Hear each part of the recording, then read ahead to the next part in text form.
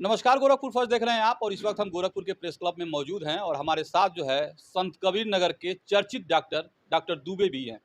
इन पे जो है तरह तरह के एलिगेशन लगाए थे इनकी खुद की पत्नी ने, और यही कारण था कि ये डॉक्टर साहब पूरे उत्तर प्रदेश में इस वक्त चर्चा के विषय में हैं। और आज ये गोरखपुर के प्रेस क्लब पे अपने पक्ष को रखने आए हैं, अपनी बातों को रखने आए हैं। इनसे बातचीत करके हम पूरे प्रकरण को समझने का प्रयास करेंगे कि आखिर खुद की पत्नी अपने पति पे अश्लील वीडियो बनाने और उसे पोर्न साइट पर बेचने का गंभीर आरोप कैसे लगा सकती है, इस आरोप के पीछे क्या है और डॉक्टर साहब का पक्ष क्या है। बहुत बहुत स्वागत है डॉक्टर साहब, क्या कहना चाहेंगे इस पूरे प्रकरण? जी, मैं ये कहना चाहूँगा कि ये सब मुझे डिफ़ेम करके मुझे फँसाने की साजिश है, मुझे डिफ़ेम करना है ताकि मैं सम्मान प्रतिष्ठा के लिए जीने वाला व्यक्ति था, मेरा सम्मान प्रतिष्ठा खत्म हो जाए, मैं कोई गलत कदम उठा लूँ।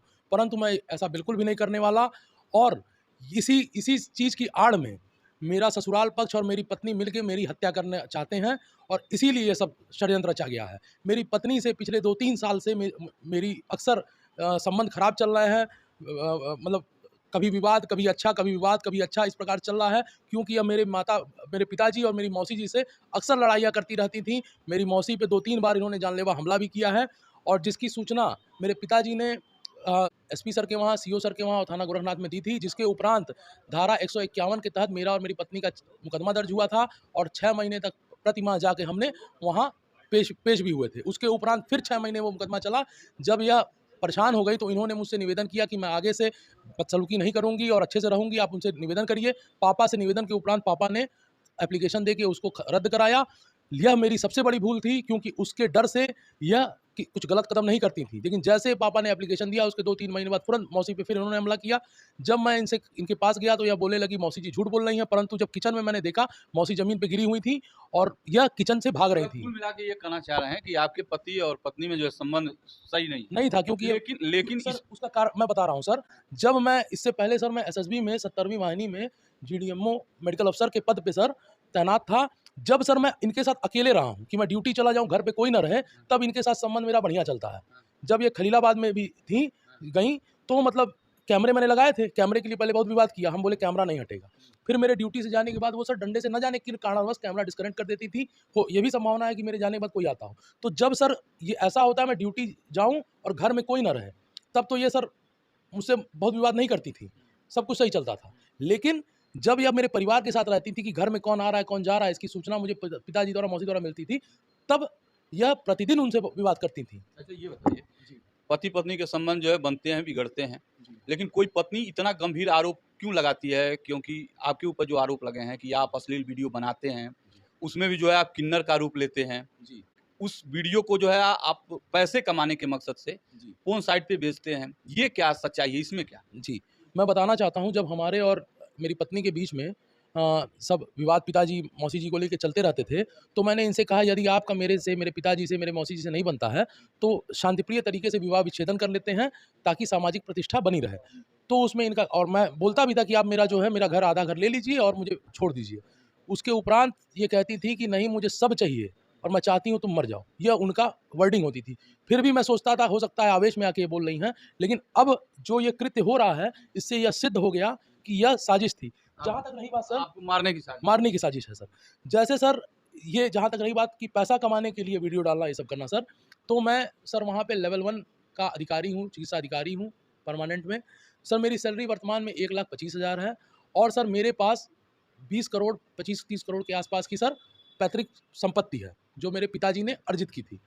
ये रहते हुए मेरा घर का खर्चा हर चीज़ चल जा रहा था, बच्चे की पढ़ाई सब कुछ, उसके बाद पत्नी को घुमाना, मूवी दिखाना, सब चीज़ें मैं उनकी पूर्ण कर रहा था, तो मुझे ऐसी कोई ज़रूरत नहीं थी कि मैं इस तरह का काम ये करूँ। बेबुनियाद आरोप। ये बेबुनियाद आरोप हैं, ये केवल इसलिए लगाए गए हैं ताकि मैं डिफेम हो जाऊँ और यदि इसकी आड़ में मेरी हत्या भी कर दी जाए, तो सबको यह लगे कि ये आत्महत्या है।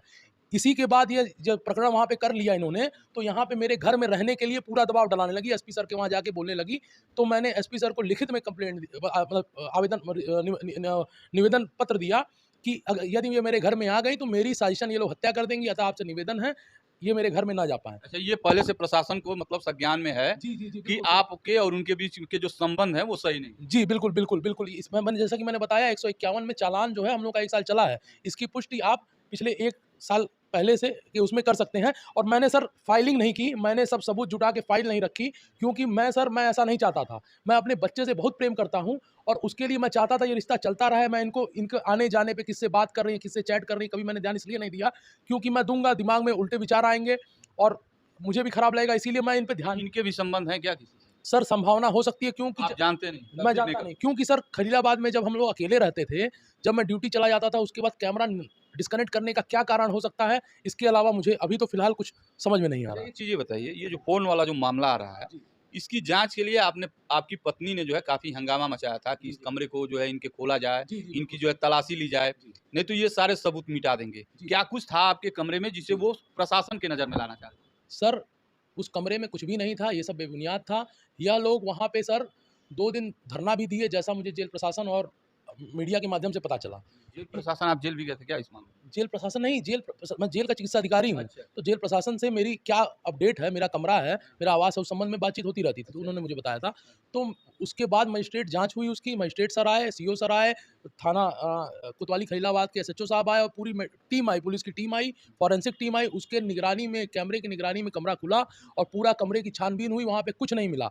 ऐसी फाइनल रिपोर्ट वहाँ लगी और उसमें उनकी मेरी पत्नी द्वारा भी साइन किया गया और मुझे वहाँ से बाइज्जत मुझे घर भेज दिया गया। जबकि ऐसी अफ़वाह उड़ाई जा रही है कि वहाँ पे गलत चीज़ें मिली हैं और मुझे जो है वहाँ मिला क्या? वहाँ कुछ भी नहीं मिला सर। अच्छा, आपकी पत्नी से आपके कुछ जो है वीडियो, अश्लील वीडियो जो है पेन ड्राइव में माँगा गया है। वो वीडियो कहाँ है और कहाँ से वो उपलब्ध है? सर ये वही जानती होंगी सर, जिसने फर्जी वीडियो बनाए हैं, वही उनको प्रोवाइड करा सकता है सर, और तो कोई करा नहीं सकता। इसमें आप माँग क्या करते हैं? आपकी जो है इसमें मेरी माँग है सर, इसकी सघन जाँच हो सर, इसकी जाँच हो और जब मैं बेगुनाह सिद्ध हो जाऊँ, तो सर आप लोगों से निवेदन है इसको पुनः सर हाइलाइट किया जाए।